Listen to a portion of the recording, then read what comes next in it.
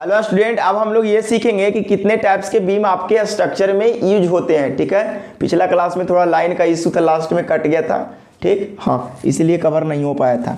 तो आप लोग हेडिंग बनाइएगा फ्रेश टाइप्स ऑफ बीम। ठीक है, हाँ, तो हम लोग इन जनरली जो सिविल इंजीनियरिंग स्ट्रक्चर में बीम का यूज करते हैं वो दो टाइप्स का यूज करते हैं। सबसे पहला को बोलते हैं सिंपल बीम। क्या बोलते हैं? Simple beam. और दूसरा आपको बीम होता है जिसको बोलते हैं बिल्ट अप बीम। क्या बोलते हैं? BUILT, built up beam. इस चीज को आप समझने की पूरा कोशिश करेंगे। सिंपल बीम को ही प्यार से बोल देते हैं रोल्ड बीम। क्या बोलते हैं? Rolled beam. Rolled, ROLLED, rolled beam section. ठीक है ना, रोल्ड बीम बोल देते हैं। ठीक है, सिंपल बीम में क्या होता है कि किसी सिंगल स्टील सेक्शन का यूज करते हैं बीम के जगह पर। जैसे कहीं पे बीम बना रहे हैं वहां पे सिर्फ आई सेक्शन का यूज कर दिए या सिर्फ एंगल का यूज किए एक सेक्शन का। ठीक है, तो उस टाइप के बीम को बोलेंगे सिंपल बीम। लेकिन कहीं कहीं क्या होता है ना कि हम लोग बीम जब बनाते हैं ना तो दो टाइप्स के सेक्शन को कनेक्ट करके और बीम बनाते हैं, तब उसको बोलते हैं बिल्ट अप बीम। जैसे बात किया जाए कि मान लीजिए कि यहाँ पे एक एंगल ऐसा है और एक एंगल ऐसा है, ये दोनों को कनेक्ट करके एक बीम बनाया तो इसको बोल देंगे बिल्ट अप बीम। मान लीजिए कि दो गो आई सेक्शन को कनेक्ट करके और यहाँ पे प्लेट ला करके, यहाँ पे प्लेट ला करके और इसको कनेक्ट कर दिया, इसको कनेक्ट किया, इसको कनेक्ट किया, इसको कनेक्ट किया और कनेक्ट करके क्या कर दिया? बीम बना दिया। तो ये सारे बीम को हम लोग बोलेंगे कैसा बीम? Built up beam. ठीक है, मान लीजिए कि ऐसा है कि दो चैनल सेक्शन को लाया और बैक टू बैक कनेक्ट कर दिया गसेट प्लेट से। गसेट प्लेट फारसी में बन जा रहा है। ठीक है ना, दोनों चैनल सेक्शन को गसेट प्लेट से कनेक्ट किया। कनेक्ट करने के बाद जो हमने बीम बनाया उस बीम को बोलते हैं बिल्ट अप बीम। तो रोल्ड बीम और बिल्ट अप बीम में बड़ा थोड़ा सा का अंतर है कि रोल्ड बीम को हम लोग क्या करते हैं, इन जनरली सिंगल टाइप्स के सेक्शन के यूज करते हैं। बिल्ट अप बीम में क्या करते हैं कि या तो रोल्ड स्टील सेक्शन को दो या दो से ज़्यादा रोल्ड स्टील सेक्शन को ज्वाइंट करके जो बीम बनाते हैं इस टाइप के, तो उसको बोलते हैं built up beam. Built up beam एक तरीके से और बनाया जा सकता है, वो कैसे? तो सुन लीजिए। मान लीजिए फ्लैट है आपके बहुत बड़ा, इस तरह से बहुत बड़ा आपको क्या है? फ्लैट है। तो इस फ्लैट को काट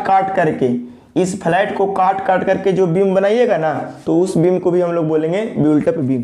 देखिए जैसे मान लीजिए कि फ्लैट है, ठीक है, तो ये फ्लैट को ऐसे काट दिए, ये फ्लैट को ऐसे काट दिए और एक फ्लैट को ऊपर रख दिए और एक फ्लैट को नीचे रख दिए और रख करके या तो रिवेटिंग कर दिए या तो वेल्डिंग कर दिए। ठीक है ना, वेल्डिंग करके यहाँ पे भी आपने क्या किया? बीम बना दिया।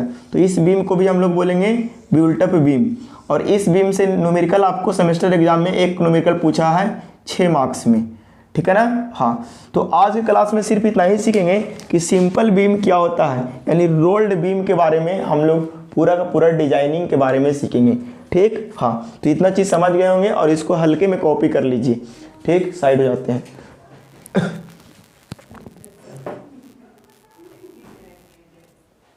इसको इरेज कर देते हैं, आप लोग कॉपी कर लिए होंगे। ठीक, तो देखिए हम लोग अभी जो डिजाइनिंग पढ़ेंगे वो सिंपल बीम का डिजाइनिंग पढ़ेंगे। और सिंपल बीम में भी क्या होगा कि अगर बीम के ऊपर क्या करेंगे कि बीम के ऊपर अगर लोड आएगा तो इधर उधर मूव करेगा ना, तो उसको हम लोग क्या करते हैं? कंक्रीट स्लैब से कस देते हैं। कस देने से क्या होता है कि जो ऊपर वाले फ्लेंज में कंप्रेशन फ्लेंज बोलते हैं। क्यों? क्योंकि वहां पे कंप्रेसिव लोड आता है। ठीक है ना, कंप्रेसिव स्ट्रेस जनरेट होता है। ठीक, यहाँ पे जो लोड आ रहा है उसकी वजह से ऊपर वाला फ्लेंज में कंप्रेसिव स्ट्रेस जनरेट हो रहा है और नीचे वाला फ्लेंज में टेंसाइल स्ट्रेस जनरेट होता है। इस बात को ध्यान दीजिएगा। तो बताओ कि ऊपर से कंक्रीट स्लैब लगा दिए तो क्या हो गया कि ऊपर वाला फ्लेंज अपने पोजीशन में ही रहेगा। ठीक है ना, तो वही बोल दिया जाए रीस्ट्रेन्ड कंप्रेशन फ्लेंज। ठीक, हाँ, तो इसी को हम लोग बोलते हैं लेटरली रीस्ट्रेन्ड बीम। ठीक है ना, इस टाइप के जब बीम अरेंजमेंट होता है तो इसको बोलते हैं लेटरली रीस्ट्रेन्ड बीम। कैसे? तो एक बीम सेक्शन है और उसके ऊपर कंक्रीट का स्लैब लगा देते हैं जिससे इसकी पोजीशन फिक्स हो जाती है, तो उस स्थिति में हम लोग बोलते हैं लेटरली रीस्ट्रेन्ड बीम बोलते हैं। ठीक, आप यहाँ पे देख पा रहे होंगे ये जो फिगर है वो किसका है? तो लेटरली रीस्ट्रेन्ड बीम। इस चीज़ को आप बढ़िया से समझने की कोशिश करेंगे और इसी के डिजाइनिंग के बारे में हम लोग जानेंगे। तो देखिए लेटरली रिस्ट्रेंड बीम है, तो ये उसके ऊपर कंक्रीट स्लैब लगाया गया, तो कंक्रीट स्लैब के ऊपर लोड आएगा, तो लोड आएगा तो ये लोड या तो यूडीएल आ सकता है या तो इसके ऊपर पॉइंट लोड आ सकता है।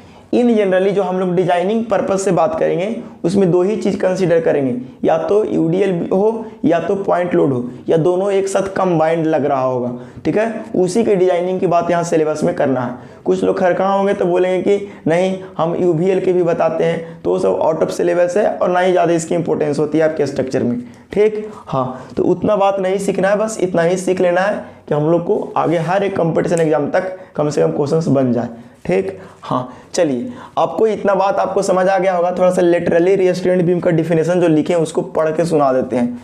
कह रहा है कि ये beam in which the compression flange, ऊपर वाले फ्लेंज को बोल रहे हैं compression flange, is restrained laterally is called lateral restrained beam, ठीक। उम्मीद है इतना बात आपको समझ आ गया होगा।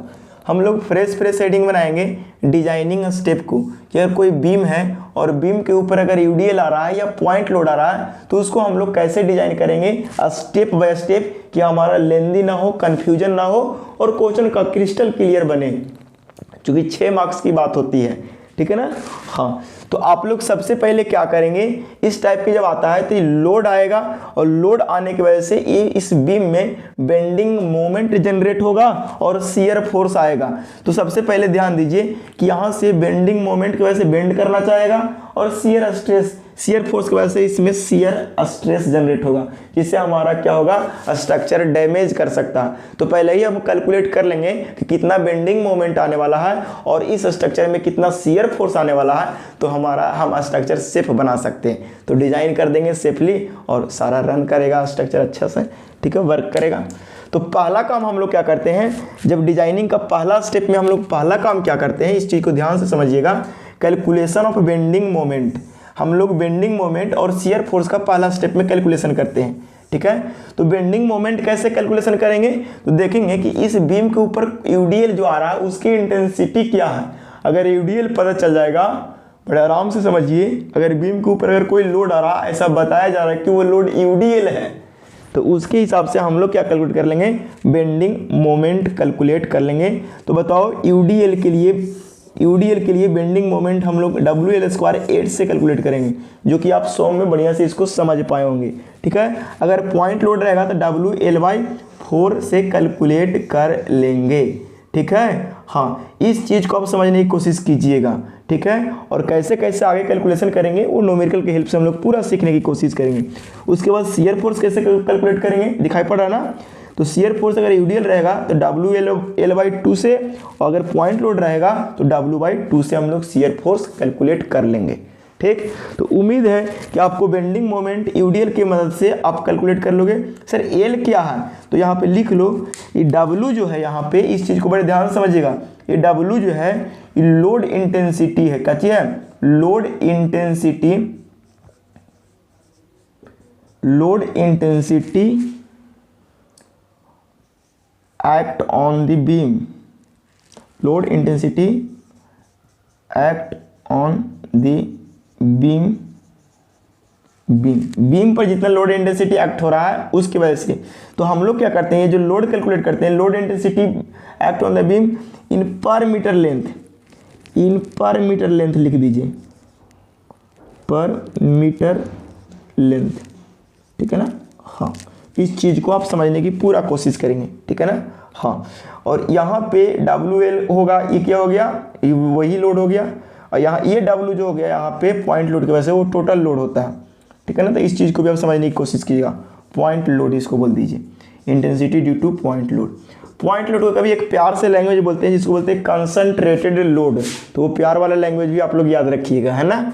हाँ चलिए, इतना पहला स्टेप में कैलकुलेट करना है। नींद में भी रहेंगे तो पहला स्टेप कैलकुलेट कर लेंगे, ठीक है। हाँ, यहाँ पे एल क्या बताता है, तो एल होता है इफेक्टिव लेंथ ऑफ बीम, यानी बीम का लेंथ ऑफ बीम, यानी बीम का इफेक्टिव लेंथ बताता है, ठीक है ना। तो सपोज करिए कि ये कोई बीम है, ठीक है ना, तो बीम का यहाँ से यहाँ तक का लेंथ को बोलते हैं क्लियर लेंथ, क्लियर लेंथ, ठीक है ना। हाँ, और यहाँ से थोड़ा सा अंदर जा कर के जितना दूर में पार्टिसिपेट कर रहा है बीम उसको बोलते हैं इफेक्टिव लेंथ, ठीक है ना। तो क्लियर लेंथ से हम लोग इफेक्टिव लेंथ भी कैलकुलेट करना सीखेंगे प्रॉब्लम के मदद से, ठीक है। हाँ, लेकिन आपके सेमेस्टर में अभी तक इतिहास रहा है कि इफेक्टिव लेंथ ही गिवन रहा है, लेकिन अगर नहीं भी रहा, क्लियर लेंथ दिया रहेगा, दो सपोर्ट के बीच के डिस्टेंस को बोलेंगे क्लियर लेंथ और उससे थोड़ा सा ज़्यादा बढ़ जाएंगे तो बोलेंगे इफेक्टिव लेंथ। हालांकि आपके एग्जाम के क्वेश्चंस में इफेक्टिव लेंथ ही गिवन रहता है, लेकिन अगर कहीं कहीं ना गिवन रहे तो वहाँ पे इफेक्टिव लेंथ कैलकुलेट करने के लिए हम लोग सीखेंगे, ठीक। हाँ, तो उम्मीद है पहला स्टेप आप लोगों को कंप्लीट हो गया होगा। और पहला स्टेप में हम लोग सबसे पहला भूलेंगे नहीं कि सबसे पहला बेंडिंग मोमेंट कैलकुलेट कर लेंगे यूडीएल और लेंथ ऑफ स्पैन की मदद से। दूसरा शियर फोर्स कैलकुलेट कर लेंगे, किसकी वजह से, तो यूडीएल और स्पैन के लेंथ की मदद से, ठीक। हाँ, उम्मीद है पहला स्टेप क्लियर हो गया होगा और कैलकुलेट भी कर लेंगे, ठीक है। दूसरा स्टेप की ओर मूव करते हैं। तो दूसरा स्टेप में हम लोग कैलकुलेट करना पड़ता है सेक्शन मॉडुलस, ठीक है। वही चीज लिखा हुआ है, तो calculation of section modulus required, यानी कितना कौन सा स्टील सेक्शन यूज करेंगे तो कैसे पता चलेगा, स्टील टेबल से कैसे सेलेक्ट करोगे कि कितना डायमेंशन वाला स्टील सेक्शन को चुनना है, तो वो पता चलेगा सेक्शन मॉडुलस से पता करेंगे। तो पहले तो ये पता हो जाना चाहिए कि कितना जरूरी है सेक्शन मॉडुलस, तो जितना जरूरी है ना उसके अनुसार हम क्या करेंगे, स्टील टेबल से सेक्शन सेलेक्ट करके डिजाइन कर देंगे, ठीक। तो वही चीज लिखाए हैं, calculation of section modulus required, यानी कितना सेक्शन मॉडुलस को रिक्वायर्ड है, आपके जरूरी है। तो जेड रिक्वायर्ड यानी सेक्शन मॉडुलस कितना जरूरी है, तो ये पता करेंगे। इसको बोलते हैं बेंडिंग मोमेंट, क्या बोलते हैं, बेंडिंग मोमेंट। और बेंडिंग मोमेंट आपने कैलकुलेट करके लाया कितना, WL स्क्वायर बाई 8 से, ठीक है ना। और इसको बोलते हैं बेंडिंग स्ट्रेस, क्या बोलते हैं, बेंडिंग स्ट्रेस।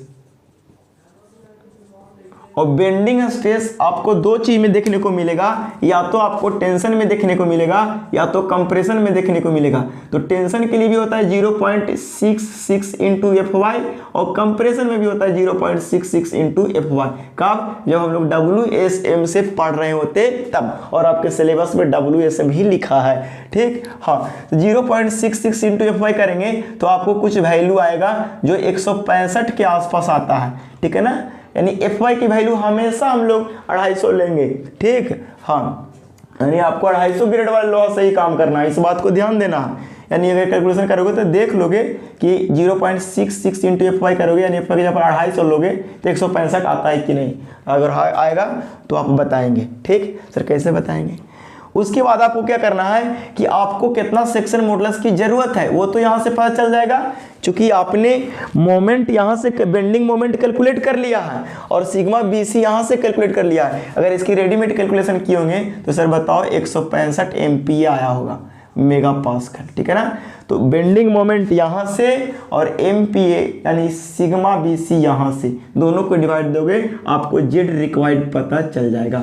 इतना अमाउंट का जेड चाहिए तो वो स्टील सेक्शन से खोजोगे और वो सेक्शन को प्रोवाइड करोगे, ठीक है। तो जो सेक्शन स्टील टेबल से सेलेक्ट करोगे उसको बोलेंगे, जो सेक्शन आप स्टील टेबल से चूज करोगे, चुनोगे, उस सेक्शन को बोलेंगे जेड प्रोवाइडेड। यानी उस सेक्शन का जो मॉडुलस ऑफ सेक्शन होगा ना उसको बोलेंगे जेड प्रोवाइडेड, और यहाँ से जो निकलेगा उसको बोलेंगे जेड रिक्वायर्ड। तो जितना जरूरी है उतना से तनी सा ज़्यादा ही जेड प्रोवाइड कर देंगे, इसीलिए ये वाला चेक करना भी जरूरी होता है कि जितना जरूरी है उतना से ज़्यादा जो दे रहा है कि नहीं। अगर दे रहा है कहेंगे विच इज सेफ, अगर दे रहा है तो बोलेंगे क्या, विच इज सेफ। अगर नहीं है ज़्यादा तो कल विच इज लटपट, ठीक है ना, लटपट आ रहा है।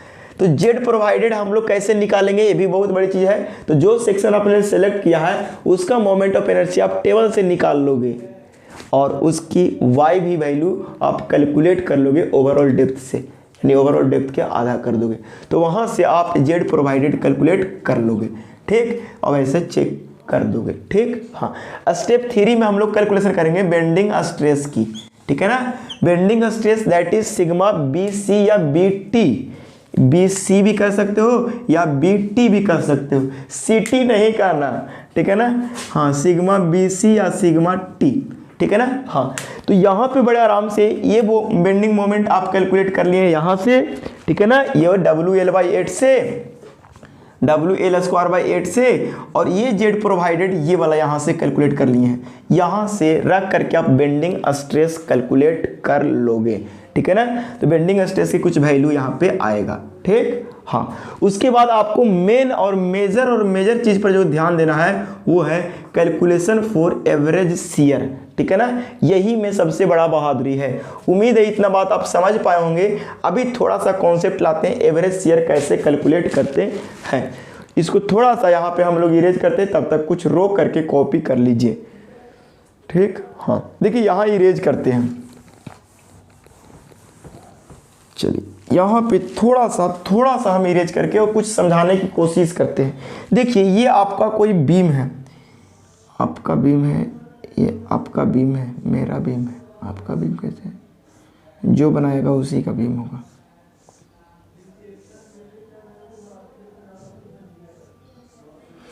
ये बीम है और इस बीम के ऊपर अगर लोड आ रहा है, इस बीम के ऊपर लोड आ रहा है, इस लोड को फ्लेंज भी सह रहा है और वेब भी सह रहा है। तो यहाँ पे ध्यान दीजिएगा, यहाँ पे ये जो पूरा वेब जो होता है, यहाँ से यहाँ ये जो पूरा वेब होता है ना, यही वेब आपको काची करता है, शियर लोड को सहता है। शियर लोड को क्या करता है, सहता है, यानी शियर फोर्स को सहता है। शियर फोर्स को क्या करता है, सहता है। और जब शियर फोर्स को जब सहेगा तो यहाँ से स्ट्रेस डेवलप होगा। कौन सा स्ट्रेस, शियर स्ट्रेस, ठीक है ना। हाँ, और शियर स्ट्रेस जो यहाँ से कैलकुलेट होगा, तो बताओ शियर स्ट्रेस कैसे कैलकुलेट करेंगे। तो इन लोड को कितना एरिया में सारा वैसा ही ना कैलकुलेट करेंगे। तो जरा बताओ, अगर ये कोई बीम है तो यहाँ से यहाँ तक को बोलते हैं ओवरऑल डेप्थ। क्या बोलते हैं, ओवरऑल डेप्थ, जिसको हम H से रिप्रेजेंट करते हैं। अगर कोई सेक्शन ऐसा दिया हुआ ISMB 400, इसका मतलब इस सेक्शन का ओवरऑल डेप्थ क्या है, 400 है, यानी H की वैल्यू 400 है। तो यहाँ से यहाँ तक ये हाइट पता चल गया, गलती से थिकनेस ऑफ वेव पता चल जाएगा तो हम इसको एरिया निकाल लेंगे कि कितना एरिया में शियर लोड लग रहा है, शियर फोर्स लग रहा है। तो बताओ, शियर फोर्स और एरिया पता चल जाएगा तो शियर स्ट्रेस नहीं निकल जाएगा। तो यहाँ से जो शियर स्ट्रेस निकलेगा ना, उसको बोलते हैं एवरेज शियर स्ट्रेस। क्या बोलते हैं, एवरेज शियर स्ट्रेस, ठीक। हाँ, तो इसीलिए चौथा स्टेप है calculation of average shear stress. तो एवरेज शियर स्ट्रेस के लिए हम लोग फॉर्मूले क्या जानेंगे, शियर फोर्स बटा शियर एरिया। तो बताओ कि शियर फोर्स तो लग रहा होगा, यानी शियर फोर्स WL/2 से लग रहा होगा, अगर UDL होगा तब। अगर शियर एरिया कैसे निकालेंगे, तो सर शियर एरिया में ही बहादुरी है। तो देखिए इतना ही एरिया पर आपको शियर फोर्स लग रहा है, इसका मतलब ये वाला एरिया अगर गलती से अगर ये वाला एरिया कैलकुलेट हो जाएगा तो सर हम शियर एरिया भी निकाल लेंगे। और शियर एरिया निकले पर देरिए कि शियर स्ट्रेस निकाल दोगे।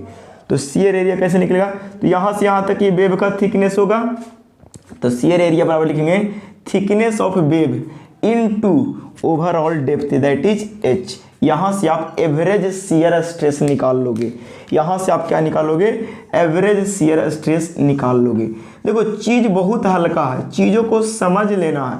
तो यहाँ से आप एवरेज शियर स्ट्रेस निकाल लोगे, बस एवरेज शियर स्ट्रेस निकल के आया, उसको चेक करना है। क्योंकि सिलेबस में एक लाइन में लिखा है चेक शियर ओनली, ठीक है। हाँ, तो हम लोग क्या करेंगे, यहाँ से जो आपने शियर निकाल के लाइएगा, और कोड अलाउ करता है कि 0.4 इंटू FY से ज़्यादा शियर स्ट्रेस नहीं होना चाहिए। कोड क्या अलाउ करता है कि 0.4 इंटू FY से ज़्यादा नहीं होना चाहिए, और FY अगर 250 ले रहे हैं तो 0.4 इंटू 250 करेंगे तो 100 आएगा, यानी 100 MPa से ज़्यादा शियर स्ट्रेस नहीं होना चाहिए, कोड कहता है। आप कैलकुलेट करके लाए तो कोड जितना कर रहा हो तो मैक्सिमम न कहता है, और आप जो कैलकुलेट करके लाए वो एवरेज लाए, यानी मैक्सिमम से छोटा होना चाहिए। तो यहाँ से आपको चेक कर देना होगा। क्या चेक करना होगा, यहाँ पे थोड़ा सा लिखते हैं चेक जैसे ही करेंगे चेक शियर, तो हम लोग क्या करेंगे, टॉ जो एवरेज होना चाहिए वो लेस देन होना चाहिए टॉ एलाउएबल से। काची से, टॉ एलाउएबल से।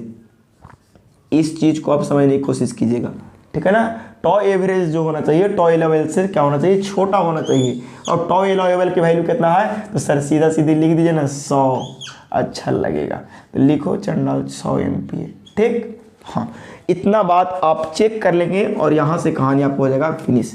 कभी कभी ऐसा पूछता है कि चेक डिफ्लेक्शन, ठीक है ना, तो इतना कॉपी कीजिए। लास्ट स्टेप, 5वां स्टेप डिफ्लेक्शन भी चेक करने के लिए बताते हैं।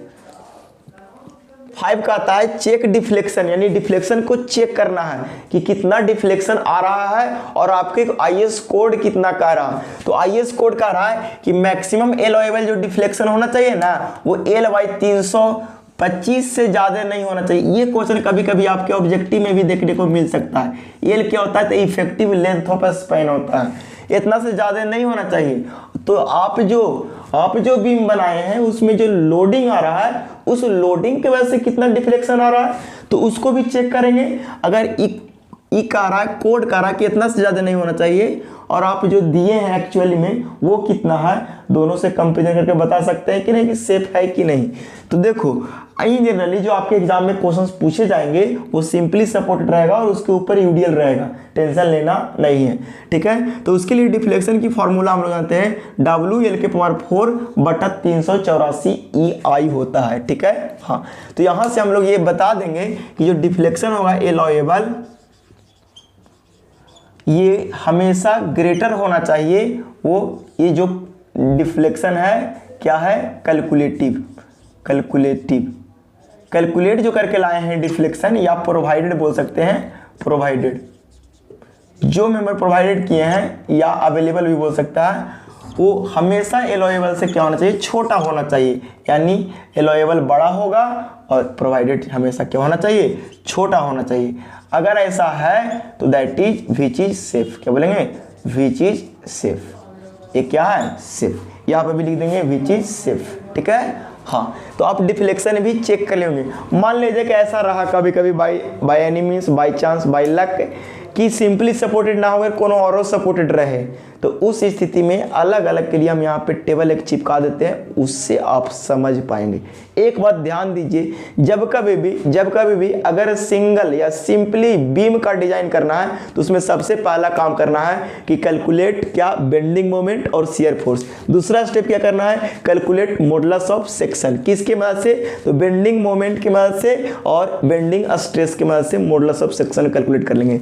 स्टेप 3 में क्या करेंगे, calculation of bending stress. Bending stress कैसे कैलकुलेट करेंगे, तो ये बेंडिंग मोमेंट यहाँ से स्टेप फर्स्ट से और जेड प्रोवाइडेड आप जो सेक्शन सेलेक्ट किए वहाँ से, इतना करने के बाद आपको क्या होगा, बेंडिंग स्ट्रेस मिल जाएगा। बस बेंडिंग स्ट्रेस निकाले भर देरी है कि आप फटाक से क्या निकाल दोगे, एवरेज शियर स्ट्रेस। बस जैसे ही आप एवरेज शियर स्ट्रेस निकालोगे तो एवरेज शियर स्ट्रेस निकालना ही नहीं आएगा। तो उस स्थिति में क्या करोगे कि देखेंगे कि शियर फोर्स कितना है, स्टेप फर्स्ट में आप शियर फोर्स कैलकुलेट कर चुके हैं और शियर एरिया कितना है, तो शियर एरिया क्या है, तो ये वाला overall depth into thickness, shear force बटा शियर एरिया से क्या निकाल लोगे, एवरेज शियर स्ट्रेस। बस एवरेज शियर स्ट्रेस निकले पर देरी है कि मैक्सिमम एलोएबल शियर स्ट्रेस कितना है, तो 0.4 इंटू FY यानी दैट इज 100। यानी एवरेज शियर स्ट्रेस जो निकाल के लाए 100 से चेक करेंगे, कहानी खत्म, दैट इज सेफ लिखेंगे या विच इज सेफ लिखेंगे, ठीक। बस एवरेज शियर स्ट्रेस चेक कर लिए, उसके बाद आप क्या करना, चेक फॉर डिफ्लेक्शन का भी कहता है। कोड कहता है कि L/325 से ज़्यादा नहीं होना चाहिए, आप कैलकुलेट करके लाएं, इसका मतलब एक से ज़्यादा नहीं होना चाहिए। अगर ऐसा है दैट इज सेफ या विच इज सेफ, ठीक है। तो ये क्वेश्चन कभी कभी ऑब्जेक्टिव में डायरेक्ट पूछा जाता है, ये क्वेश्चन कभी कभी ऑब्जेक्टिव में डायरेक्ट पूछा जाता है। तो इस चीज को ध्यान में रखते हुए आपकी डिजाइनिंग हो गई फिनिश। इससे बेस्ट पर आपको न्यूमेरिकल चलेगा और न्यूमेरिकल 3-4 जाने के बाद फटाक से स्टार्ट कर देंगे बिल्ट अप सेक्शन का डिजाइनिंग और ये यूनिट समाप्त हो जाएंगे लगभग 3 से 4 लेक्चर में, ठीक। आज का क्लास इतना ही, कॉपी कर लीजिए।